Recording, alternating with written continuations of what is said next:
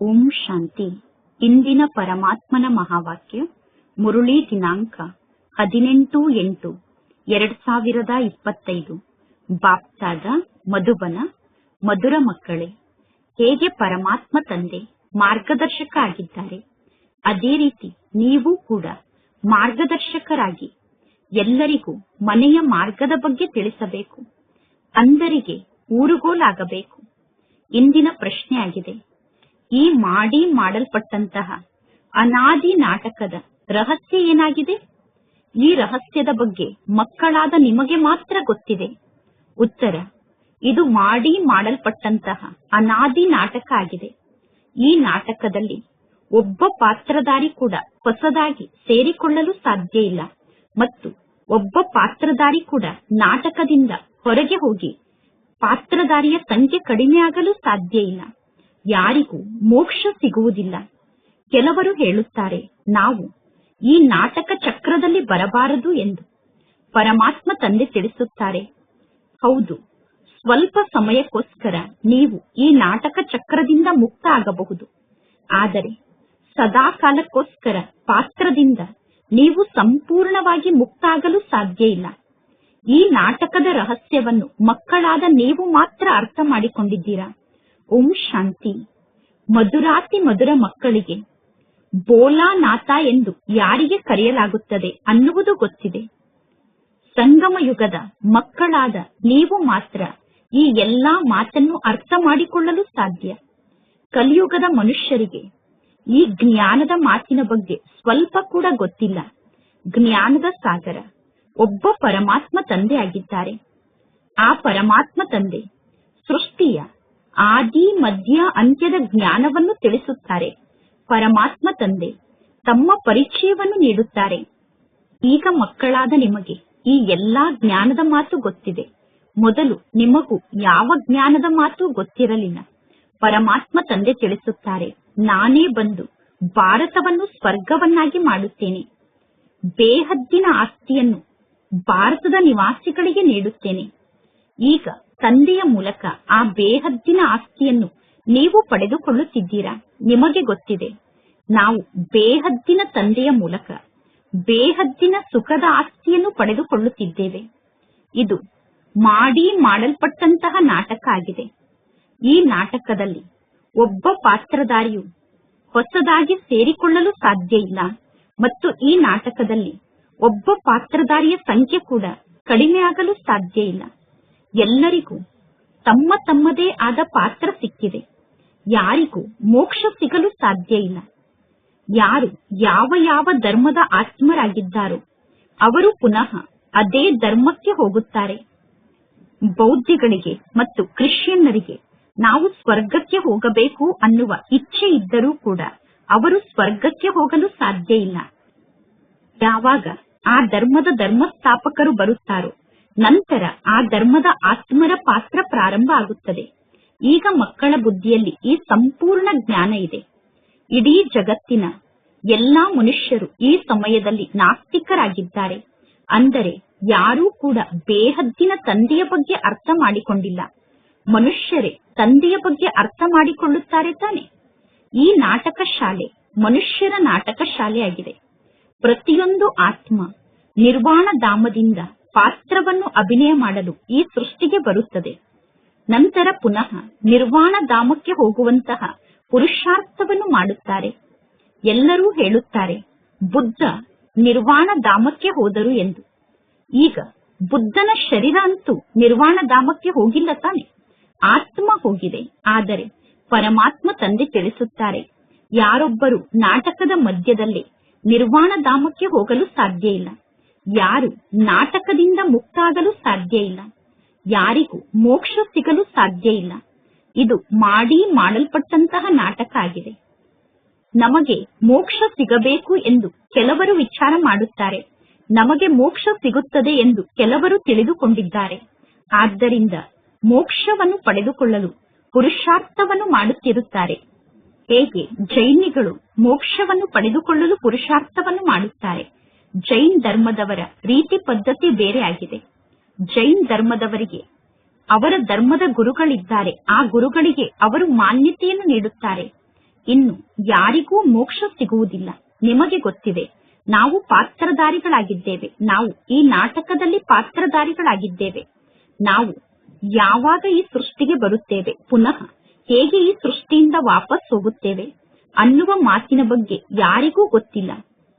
ಪ್ರಾಣಿಗಳಂತೂ ಈ ಜ್ಞಾನದ ಮಾತನ್ನು ಅರ್ಥ ಮಾಡಿಕೊಳ್ಳಲು ಸಾಧ್ಯ ಇಲ್ಲ. ಮನುಷ್ಯರೇ ಹೇಳುತ್ತಾರೆ, ನಾವು ಈ ನಾಟಕದಲ್ಲಿ ಪಾತ್ರಧಾರಿಗಳಾಗಿದ್ದೇವೆ, ನಾವು ಆಕ್ಟರ್ಸ್ ಆಗಿದ್ದೇವೆ, ಪಾತ್ರಧಾರಿಗಳಾಗಿದ್ದೇವೆ. ಇದು ಕರ್ಮ ಕ್ಷೇತ್ರ ಆಗಿದೆ.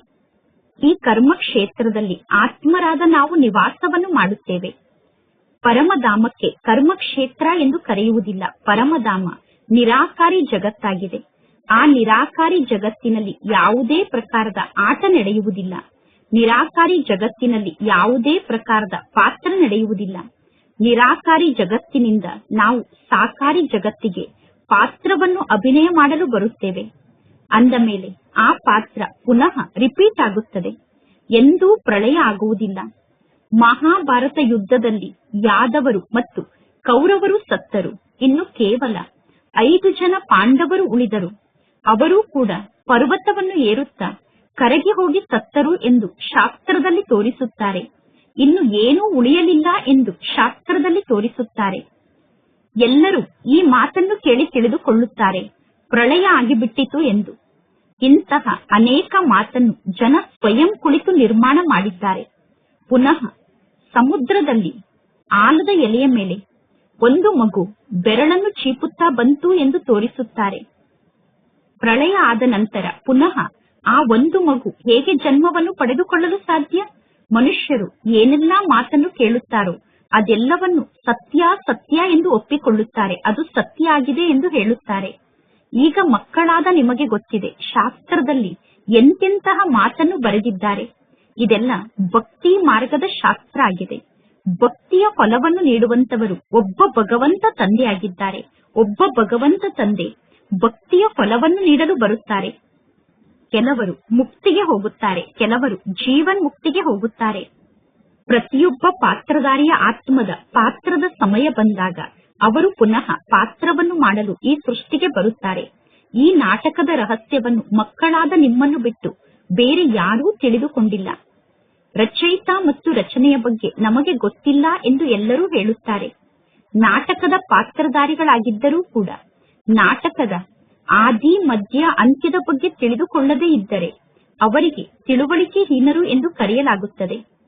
ನೀವು ನಾಟಕದ ಬಗ್ಗೆ ಅವರಿಗೆ ತಿಳಿಸಿದರೂ ಕೂಡ ಅವರು ತಿಳಿದುಕೊಳ್ಳುವುದಿಲ್ಲ. ಏಕೆಂದರೆ 84 ಲಕ್ಷ ಜನ್ಮ ಎಂದು ಅವರು ತಿಳಿದುಕೊಂಡಿರುವ ಕಾರಣ ಕಲ್ಪದ ಆಯಸ್ಸು ಲಕ್ಷಾಂತರ ವರ್ಷ ಎಂದು ಹೇಳುತ್ತಾರೆ. ಈಗ ನಿಮಗೆ ಗೊತ್ತಿದೆ, ಪರಮಾತ್ಮ ತಂದೆ ಕಲ್ಪ ಕಲ್ಪದಲ್ಲೂ ಬಂದು ನಮಗೆ ಸ್ವರ್ಗದ ರಾಜ್ಯಭಾಗ್ಯವನ್ನು ನೀಡುತ್ತಾರೆ. 5000 ವರ್ಷದ ಮೊದಲು ಕೂಡ ಪರಮಾತ್ಮ ತಂದೆ ನಮ್ಮ ಜೊತೆಗೆ ಮಿಲನವನ್ನು ಮಾಡಿದ್ದರು. 5000 ವರ್ಷದ ಮೊದಲು ಕೂಡ ನಾವು ತಂದೆಗೆ ಸಿಕ್ಕಿದ್ದೆವು.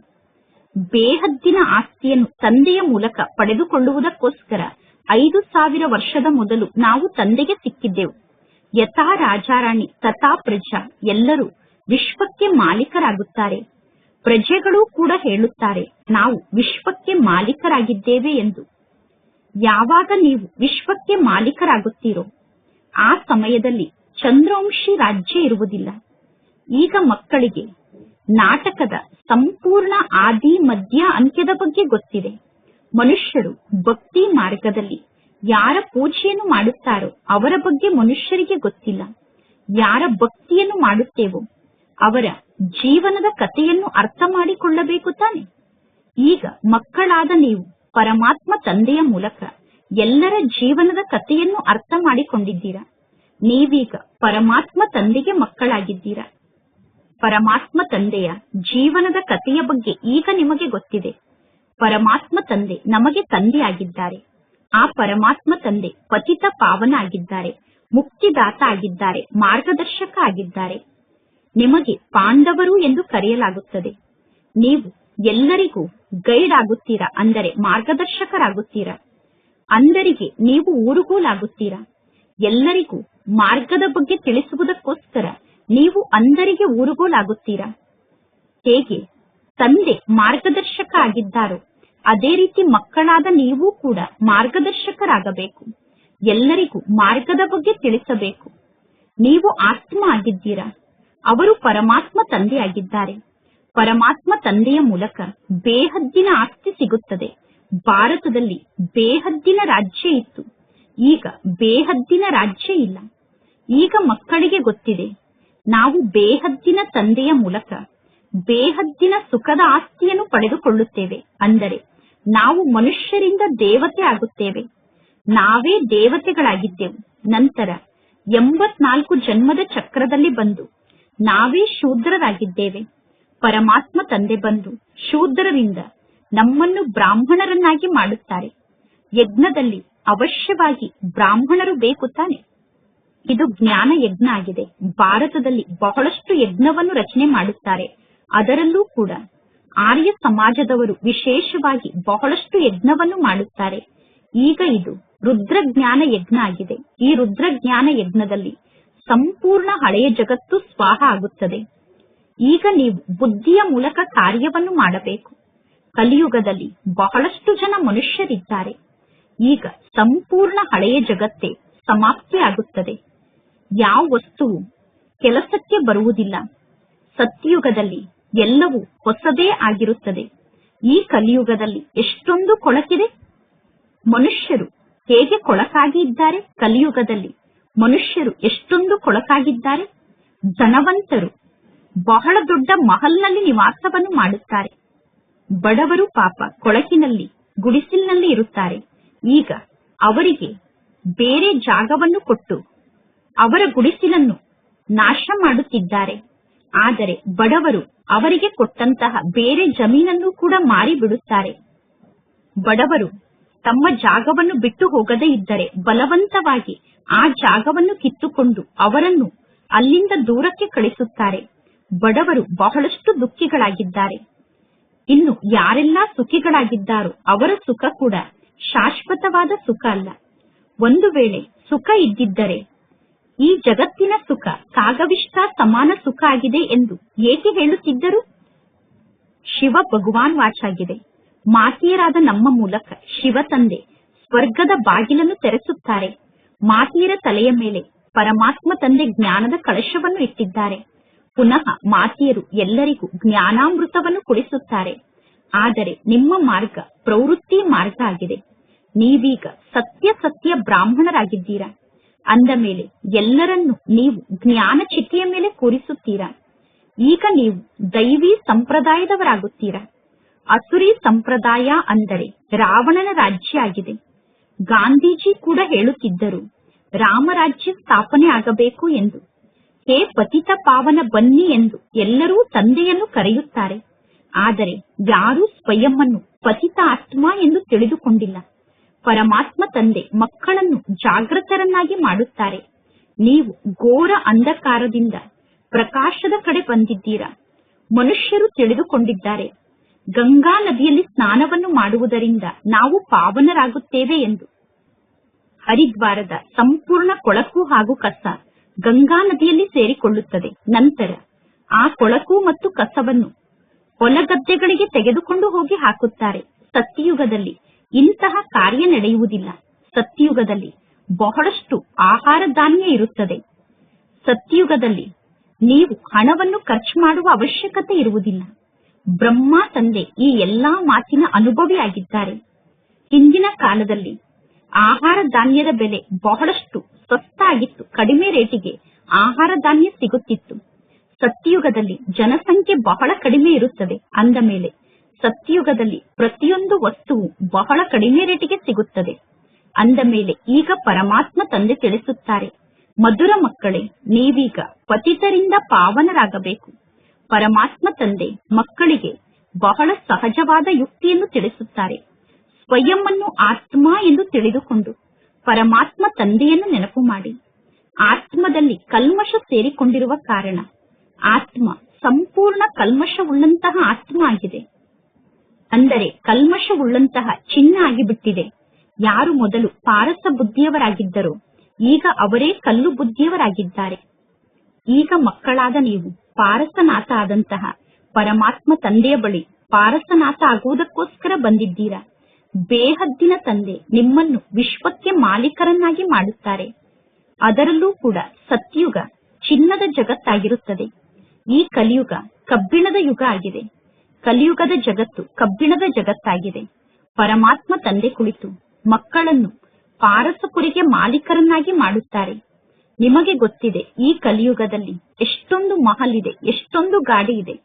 ಇದ್ಯಾವುದೂ ಕೂಡ ಕೆಲಸಕ್ಕೆ ಬರುವುದಿಲ್ಲ. ಎಲ್ಲವೂ ಸಮಾಪ್ತಿಯಾಗುತ್ತದೆ. ಅಂದ ಮೇಲೆ ಈ ಕಲಿಯುಗದಲ್ಲಿ ಅಂತಹ ಯಾವ ವಸ್ತು ಇದೆ? ಕಲಿಯುಗದಲ್ಲಿ ಅಂತಹ ಯಾವ ವಸ್ತುವೂ ಇಲ್ಲ. ಅಮೆರಿಕಾದವರ ಬಳಿ ಬಹಳಷ್ಟು ಚಿನ್ನ ಇದೆ, ಬಂಗಾರ ಇದೆ. ಭಾರತದಲ್ಲಿರುವಂತಹ ಮಾತೆಯರ ಬಳಿ ಬಹಳ ಕಡಿಮೆ ಬಂಗಾರ ಇದೆ. ಆ ಕಡಿಮೆ ಬಂಗಾರವನ್ನು ಕೂಡ ಗೌರ್ಮೆಂಟ್ ತೆಗೆದುಕೊಳ್ಳುತ್ತಿರುತ್ತದೆ. ಏಕೆಂದರೆ ಗೌರ್ಮೆಂಟ್ನವರು ಚಿನ್ನವನ್ನು ತೆಗೆದುಕೊಂಡು ಮಾತೆಯರಿಗೆ ಸಾಲವನ್ನು ಕೊಡುತ್ತಾರೆ. ಸತ್ಯುಗದಲ್ಲಿ ನಿಮ್ಮ ಬಳಿ ಅಪಾರ ಬಂಗಾರ ಇರುತ್ತದೆ. ಈ ಸಮಯದಲ್ಲಿ ಕೇವಲ ಕವಡ ಇದೆ. ಸತ್ಯುಗದಲ್ಲಿ ವಜ್ರ ಇರುತ್ತದೆ. ಈ ಕಲಿಯುಗಕ್ಕೆ ಕಬ್ಬಿಣದ ಜಗತ್ತು ಎಂದು ಕರೆಯಲಾಗುತ್ತದೆ. ಭಾರತ ದೇಶ ಅವಿನಾಶಿ ದೇಶ ಆಗಿದೆ. ಎಂದೂ ಕೂಡ ಭಾರತ ದೇಶದ ವಿನಾಶ ಆಗುವುದಿಲ್ಲ. ಭಾರತ ದೇಶ ಸರ್ವಶ್ರೇಷ್ಠ ದೇಶ ಆಗಿದೆ. ಮಾತೆಯರಾದ ನೀವು ಇಡೀ ವಿಶ್ವದ ಉದ್ಧಾರವನ್ನು ಮಾಡುತ್ತೀರಾ. ನಿಮಗೋಸ್ಕರ ಅವಶ್ಯವಾಗಿ ಹೊಸ ಜಗತ್ತು ಬೇಕು. ಹಳೆಯ ಜಗತ್ತಿನ ವಿನಾಶ ಆಗಲೇಬೇಕು. ಇದೆಲ್ಲ ಎಷ್ಟೊಂದು ತಿಳಿದುಕೊಳ್ಳುವಂತಹ ಜ್ಞಾನದ ಮಾತಾಗಿದೆ. ಶರೀರ ನಿರ್ವಹಣೆಗೋಸ್ಕರ ಉದ್ಯೋಗ ವ್ಯವಹಾರವನ್ನೂ ಕೂಡ ಮಾಡಬೇಕು. ಇಲ್ಲಿ ನೀವು ಏನನ್ನೂ ಬಿಡುವ ಅವಶ್ಯಕತೆ ಇಲ್ಲ. ಪರಮಾತ್ಮ ತಂದೆ ತಿಳಿಸುತ್ತಾರೆ, ಎಲ್ಲಾ ಕಾರ್ಯವನ್ನು ಮಾಡುತ್ತಿದ್ದರೂ ಕೂಡ ತಂದೆಯಾದ ನನ್ನೊಬ್ಬನನ್ನೇ ನೀವು ನೆನಪು ಮಾಡಿ. ಭಕ್ತಿ ಮಾರ್ಗದಲ್ಲೂ ಕೂಡ ನೀವು ಪ್ರಿಯತಮ ಆದಂತಹ ನನ್ನನ್ನು ನೆನಪು ಮಾಡುತ್ತಾ ಬಂದಿದ್ದೀರಾ. ಪರಮಾತ್ಮ ತಂದೆ ನೀವು ಬಂದು ಕಪ್ಪಾಗಿರುವ ನನ್ನನ್ನು ಸುಂದರ ಆತ್ಮನನ್ನಾಗಿ ಮಾಡಿ ಎಂದು ತಂದೆಯನ್ನು ನೆನಪು ಮಾಡುತ್ತಾ ಬಂದಿದ್ದೀರಾ. ಪರಮಾತ್ಮ ತಂದೆಗೆ ಪ್ರಯಾಣಿಕ ಎಂದು ಕರೆಯಲಾಗುತ್ತದೆ. ನೀವೆಲ್ಲರೂ ಕೂಡ ಪ್ರಯಾಣಿಕರೇ ಆಗಿದ್ದೀರಾ. ನಿಮ್ಮ ಮನೆ ಪರಮಧಾಮ ಆಗಿದೆ. ಎಲ್ಲಾ ಆತ್ಮರು ಆ ಮನೆಯಲ್ಲೇ ನಿವಾಸವನ್ನು ಮಾಡುತ್ತಾರೆ. ಈಗ ನೀವು ಎಲ್ಲರನ್ನು ಜ್ಞಾನ ಚಿತೆಯ ಮೇಲೆ ಕೂರಿಸುತ್ತೀರಾ. ಎಲ್ಲರೂ ಲೆಕ್ಕಾಚಾರವನ್ನು ಚುಕ್ತ ಮಾಡಿಕೊಂಡು ವಾಪಸ್ ಮನೆಗೆ ಹೋಗುತ್ತಾರೆ. ನಂತರ ಪುನಃ ನೀವು ಹೊಸದಾಗಿ ಪಾತ್ರವನ್ನು ಅಭಿನಯ ಮಾಡಲು ಈ ಸೃಷ್ಟಿಗೆ ಬರುತ್ತೀರಾ. ಎಷ್ಟು ಜಾಸ್ತಿ ಸಮಯ ನೀವು ತಂದೆಯನ್ನು ನೆನಪು ಮಾಡುತ್ತೀರೋ ಅಷ್ಟು ಜಾಸ್ತಿ ನೀವು ಪವಿತ್ರರಾಗುತ್ತೀರಾ ಮತ್ತು ಶ್ರೇಷ್ಠ ಪದವಿಯನ್ನು ಪಡೆದುಕೊಳ್ಳುತ್ತೀರಾ. ಮಾತೆಯರಿಗೆ ಬಹಳಷ್ಟು ಸಮಯ ಸಿಗುತ್ತದೆ. ಪುರುಷರ ಬುದ್ಧಿ ಉದ್ಯೋಗ ವ್ಯವಹಾರದ ಕಡೆ ಸುತ್ತಾಡುತ್ತಿರುತ್ತದೆ. ಆದ್ದರಿಂದ ಪರಮಾತ್ಮ ತಂದೆ ಜ್ಞಾನದ ಕಳಶವನ್ನು ಮಾತೆಯರಿಗೆ ನೀಡಿದ್ದಾರೆ. ಇಲ್ಲಿ ಸ್ತ್ರೀಯರಿಗೆ ಪತಿ ನಿಮಗೆ ಗುರು ಆಗಿದ್ದಾರೆ, ಈಶ್ವರ ಆಗಿದ್ದಾರೆ, ಸರ್ವಸ್ವ ಆಗಿದ್ದಾರೆ ಎಂದು ಹೇಳಿಕೊಡುತ್ತಾರೆ.